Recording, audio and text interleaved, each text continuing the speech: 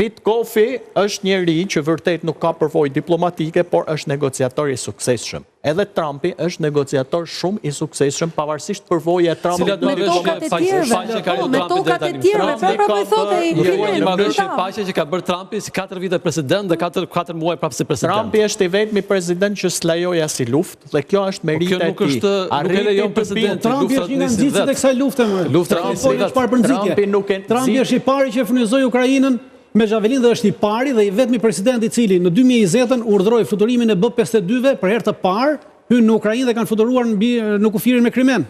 B-52 për herë të parë, avionët B-52. Trumpi është i vetmi në botë që ka thënë kjo luftë, po ne të flasim me fakte, jo çka kanë pa avionat të fluturu në ajër se po fakt pra është avioni. Fakte janë përgatitje ushtarake. Ai avion aty është element provokator. Avionët fluturojnë çdo ditë, avion fluturojnë çdo ditë, po janë avionë ushtarake. Me fal, ka përgatitje ushtarake, ka tentativa. Po pra të përgatitjen ushtarake Trumpi e nisi. Po tani ti thosh Trumpi ti e përgjegjës për këtë luftë. Deri në 2020 ka dhënë sasi më të madhe të armatimit dhe ka marrë dhe ka futur Ukrainën në stërvitet më të mëdha që ka bërë NATO dhe në Amerikën së Bashkuar. Është njeriu që këtë luftë e kundërshtoi që në fillim, tha është luftë e panevojshme, është njeriu që gjithë Europa e kundërshtoi luftën, nuk e kundërshtoi vetëm Trumpi. Jo, ata luftën nuk e kundërshtoi. Jo, me këtë logjikë i bie që Churchill në luftën botërore, të kishte thënë që unë nuk luftoj, le të vinë të më pushtojnë, thënë, se është luftë e padrejtë kjo.